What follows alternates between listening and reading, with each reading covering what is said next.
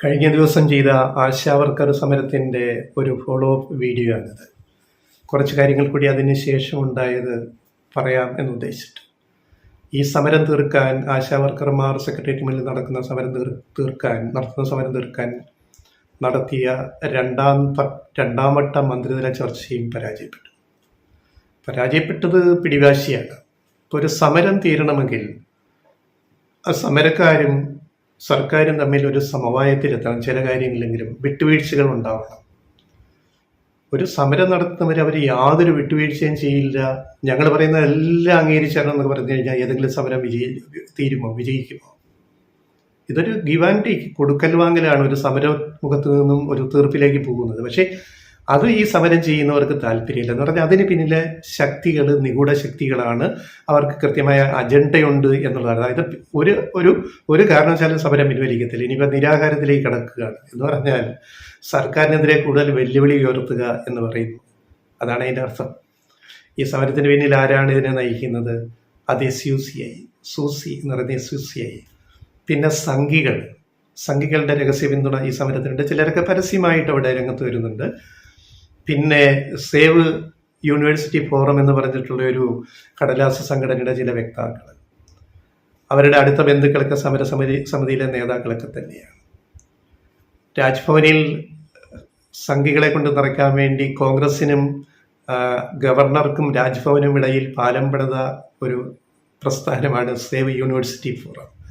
അതുകൊണ്ട് തന്നെ അന്നത്തെ ഗവർണർ ആരിഫ് മുഹമ്മദ് ഖാൻ നമ്മുടെ സർവകലാശാലകളെ മുഴുവൻ കുറേയൊക്കെ കാവ്യവൽക്കരിച്ചിട്ടാണ് പോയത്. അതിന് അവരാണിപ്പോൾ സെക്രട്ടേറിയറ്റ് മുന്നിലെ സമരത്തിൽ മുന്നിൽ നിൽക്കുന്നത് പാവങ്ങളായ ആശാവർക്കർമാർ. അവരത് തിരിച്ചറിയുന്നോ ഇല്ലയോ എന്നുള്ളതാണ് ചോദ്യം.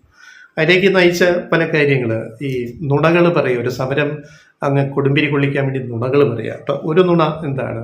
ഈ നുണകളെല്ലാം നമ്മൾ പൊളിച്ചെടുക്കേ പറ്റുള്ളൂ. കാരണം മാപ്രകളുടെ പിന്തുണ ഈ നുണകൾക്കെല്ലാം ഉണ്ട്. ഇവരുടെ സമരം അതിവൈകാരികതയോടെ അതിൻ്റെ ദൃശ്യങ്ങളും വാർത്തകളും കൊടുക്കുക. മനോരമ, മാതൃഭൂമി പത്രങ്ങൾ, മുൻനിര ചാനലുകൾ, ഒരു പ്രധാന ജോലി അതാണ്. പിണറായി സർക്കാരിനെതിരെ എന്ത് കൊടുക്കാൻ പറ്റുമെന്ന് നോക്കി നടക്കുകയാണ്. മാപ്രകളുടെ മത്സരമാണ്. അപ്പം അതിലാണ് ഒരു നുണ പൊട്ടി വന്നിരിക്കുന്നത്. അതായത് കഴിഞ്ഞ പ്രകടന പത്രികയിൽ LDF ഗവൺമെന്റിന്റെ രണ്ടാം ഇലക്ഷന്റെ പ്രകടന പത്രികയിൽ പറഞ്ഞിരിക്കുന്നു, ആശാമാർക്ക് അവരുടെ ഇതിന് 700 രൂപ മിനിമം കൂലി നൽകുമെന്ന് LDF പ്രകടന പത്രികയിൽ പറഞ്ഞു. അത്രേ. ആശാവർക്കർമാർക്ക്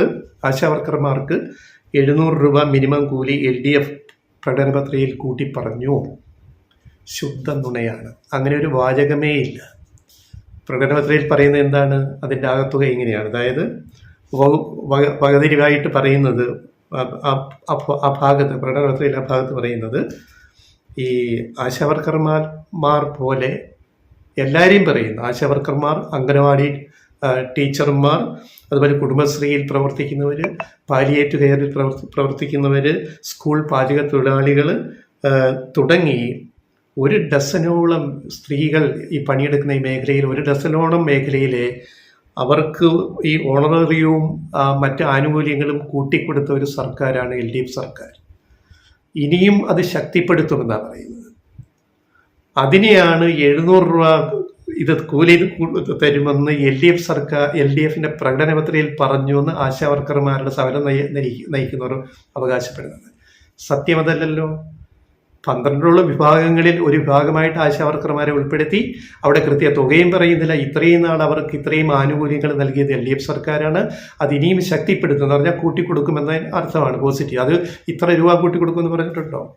അത് ആശാവർക്കർമാർക്ക് മാത്രമല്ല, ഒരു വലിയ സ്ത്രീ വിഭാഗങ്ങൾക്ക് വേണ്ടിയാണ്. അപ്പം അതൊരു നുണയല്ലേ? നുണ പെരുപ്പിച്ചിട്ട് അതിനെ സത്യമാക്കി അവതരിപ്പിക്കുന്ന ഈ പരിപാടി മാധ്യമ പ്രവർത്തനത്തിന് നല്ലതാണോ? സമരം നടത്തുന്നവർക്ക് നല്ലതാണോ? സമരം നയിക്കുന്നവർക്ക്, അതിൻ്റെ പിന്നിൽ പ്രവർത്തിക്കുന്നവർക്ക് നല്ലതാണോ? അപ്പോൾ ഈ സമരത്തിനൊരു ഗൂഢ ലക്ഷ്യമുണ്ടോ എന്നുള്ളത് നമ്മൾ തീർച്ചയായിട്ടും മനസ്സിലാക്കണം.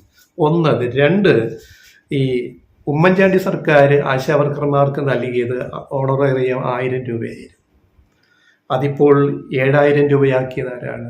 LDF സർക്കാർ, പിണറായി സർക്കാർ. അതാരും മിണ്ടത്തില്ല. അപ്പോൾ 1000 രൂപയായിരുന്നു ഓണറേറിയം, ഇത്രയും നാളുകൊണ്ട് 7000 രൂപയാക്കി. ഈ സമരപ്പത്തിൽ വന്നിരിക്കുന്ന പല സമര നേതാക്കളും അവിടുത്തെ വനിതകൾ ഒട്ടേറെ പേർ ഇപ്പോൾ 10,000-ന് മുകളിൽ ഓണറേറിയം വാങ്ങുന്നവരാണ്. അതാരും ഒരു മാധ്യമങ്ങളും ചർച്ച ചെയ്യത്തില്ലല്ലോ. അവരോട് നേരിട്ട് രഹസ്യമായിട്ട് ചോദിക്കും, നിങ്ങൾക്ക് കിട്ടുന്ന ഓണറേറിയം എത്ര? 13,000, 12,000, 11,000, 10,000 വരെ ആ കാറ്റഗറി അനുസരിച്ച് ഓണറേറിയം കിട്ടുന്ന സ്ത്രീകൾ കൂടി വന്നിരുന്ന് സമരം ചെയ്യുന്നുണ്ട്. ഇത് ഇത്രയും കൂട്ടിക്കൊടുത്ത ആരാണ്? സംസ്ഥാന സർക്കാർ. ഇന്ത്യയിലെ സംസ്ഥാനങ്ങളിൽ ഓണറേറിയം ഏറ്റവും കൂടുതൽ കൊടുക്കുന്നത് കേരളമാണ്. ചില കോൺഗ്രസ് ഭരിക്കുന്ന സംസ്ഥാനങ്ങളിൽ പ്രഖ്യാപിച്ചു കൂട്ടും ഓണറേറിയം. കൂട്ടി ഇന്നുവരെ കൊടുത്തിട്ടില്ല. പ്രഖ്യാപിച്ചാൽ മതിയോ? ഓർഡർ ഇറക്കിയാൽ മതിയോ? തെലങ്കാനയിൽ ആശാവർക്കർമാരുടെ ഓണറേറിയം മുടങ്ങി. മറ്റ് വിഭാഗങ്ങളുടെ ശമ്പളം മുടങ്ങി. കാശില്ല എന്നാണ് കോൺഗ്രസിന്റെ മുഖ്യമന്ത്രി രേവന്ത് റെഡ്ഡി പറയുന്നത്. കാശ് കേന്ദ്രത്തിൽ നിന്ന് കിട്ടാനുണ്ട്, തരുന്നില്ല. കിട്ടാതെ ഇത് കൊടുക്കാൻ പറ്റത്തില്ല. ആശാവർക്കർമാരുടെ വരുമാനം മുടങ്ങി അവിടെ ഇരിക്കുന്നു. അതിനെപ്പറ്റി പ്രശ്നമൊന്നുമില്ല. കേന്ദ്രം തരാനുള്ളത് രേവന്ത് റെഡ്ഡി പറഞ്ഞാൽ കുഴപ്പമൊന്നുമില്ല. പിണറായി സർക്കാർ കേന്ദ്രം തരുന്നില്ല എന്ന് പറഞ്ഞാൽ ഉടനെ ഒച്ചപ്പാട് ബഹളമാണ്. കേന്ദ്രത്തോട് ഇങ്ങനെ പഴിച്ചു പറഞ്ഞുകൊണ്ടിരുന്നു കഴിഞ്ഞാൽ മതി. ഇവിടെ കാര്യം നടക്കട്ടെ. കാര്യം നടത്തണ്ടേ? കാര്യം നടക്കണം. 7,000 വെച്ച് ഓണറേറിയം മിനിമം കൊടുക്കുന്നവരെ എത്തിച്ചത് എങ്ങനെയാണ്? അതിനുള്ള സാമ്പത്തിക വരുമാനം എവിടുന്ന് കണ്ടെത്തണം? സംസ്ഥാന സർക്കാർ മാത്രം വിചാരിച്ചാൽ പറ്റുമോ? കേന്ദ്രത്തിൽ നിന്ന് കിട്ടാനുള്ള തുക തരണ്ടേ? ഇനിയും ഓണറേറിയം കൂട്ടണമെന്ന് സംസ്ഥാന സർക്കാരിന് ആഗ്രഹമുണ്ടെന്ന് മന്ത്രി പറഞ്ഞു കഴിഞ്ഞു ചർച്ചയിൽ. അത് പറ്റില്ല. ഒറ്റയടിക്ക് 21,000 രൂപയാക്കിയേ പറ്റുള്ളൂ. ഒറ്റയടിക്ക് 21,000 രൂപ ആക്കണം. ആക്കാതെ സമരം പിൻവലിക്കില്ല. പിന്നെ വിരമിക്കുമ്പോൾ ഞങ്ങൾക്ക് 5 ലക്ഷം രൂപയും നേടണം. പ്രായോഗിക ബുദ്ധിയോടെ ഒരു സമരം ഒത്തുതീർക്കാൻ ശ്രമിക്കണ്ടേ? അതല്ലേ അതിൻ്റെ ഒരു മര്യാദ എന്ന് പറയുന്നത്. ഇങ്ങനെ വാശി പിടിച്ചാൽ ഒരു സമരം തീരുമോ? ഈ സംസ്ഥാന സർക്കാരിൻ്റെ സാമ്പത്തിക സ്ഥിതി നമുക്കെല്ലാം അറിയാം. കേന്ദ്രത്തിൽ നിന്ന് കിട്ടാനുള്ള തുകയുടെ കണക്ക് നമുക്കറിയാം. കേന്ദ്രം പലതിലും സഹായിക്കുന്നില്ല നമുക്കറിയാം. പിന്നെ ഒറ്റയടിക്ക് ഈ പറയുന്ന ഇത്രയും തുക ഇപ്പം ഈ 7,000 എന്നുള്ളത് 21,000 ആക്കണമെന്ന് പറഞ്ഞു കഴിഞ്ഞാൽ എത്രമാത്രം പ്രായോഗികമാണത്? കൊടുക്കണമെന്നൊരു സർക്കാർ ആഗ്രഹിച്ചാൽ പോലും കൊടുക്കാൻ പറ്റുമോ? പടിപടിയായിട്ടല്ലേ ഉയർത്താൻ പറ്റും. അപ്പോൾ ആ പ്രായോഗിക ബുദ്ധി സമരം നയിക്കുന്നവരും അതിനെ മുന്നിൽ നിൽക്കുന്ന ആശാവർക്കർമാരും അതിനെ പിന്നിൽ നിൽക്കുന്നവരും ശ്രമിക്കാത്തത് എന്തുകൊണ്ടാണ്? തയ്യാറാവാത്തത് എന്തുകൊണ്ടാണ്? അത് കുത്തിത്തിരിപ്പാണ്. 60% തുക കേന്ദ്രവും 40% തുക സംസ്ഥാനവും വഹിക്കുന്ന പദ്ധതിയാണ് ആശാവർക്കർ പദ്ധതി. അതിനെ സംസ്ഥാനത്തെ മാത്രം കുറ്റപ്പെടുത്തി സമരം ചെയ്യുന്നതിൻ്റെ ഔചിത്യം എന്താണ്? കേന്ദ്ര സർക്കാരിനെതിരെ ഒരക്ഷരം പറയാതൊരു സമരം ചെയ്യുമ്പോൾ ഈ യാഥാർത്ഥ്യമെല്ലാം മറന്നുകൊണ്ട് ചെയ്യുന്ന ഈ സമരം, ഈ സ്പോൺസേഡ് സമരം, ഇതൊരു മഴവിൽ സഖ്യ സമരമാണ്. അവരും ഇവരും സംഘിയും ജമാഅത്ത് ഇസ്ലാമിയും സൂസിയും കേസിയും എല്ലാം കൂടെ ഒരുമിച്ചിരിക്കുകയാണ് സർക്കാരിനെതിരെ. എന്തിനു വേണ്ടി? ഇത് ഗുണമുണ്ടാക്കാനുള്ള സമരമാണെന്ന് തോന്നുന്നുണ്ടോ ഇത് കാണുന്നവർക്കും കേൾക്കുന്നവർക്കും? കുറേ പാവം ആശാവർക്കർമാർ അവിടെ വന്നിരുന്ന വെയിലും ഇടയ്ക്ക് നല്ല വേനൽ മഴയുണ്ട്, ഇതും കൊണ്ട് അവിടെ ഇരിക്കുകയാണ്. എത്ര ദിവസങ്ങളായി? ഇനിയും തുടരട്ടെ. ഇതെവിടെ എത്തും നമുക്ക് നോക്കാം. അത്രയേ ഉള്ളൂ.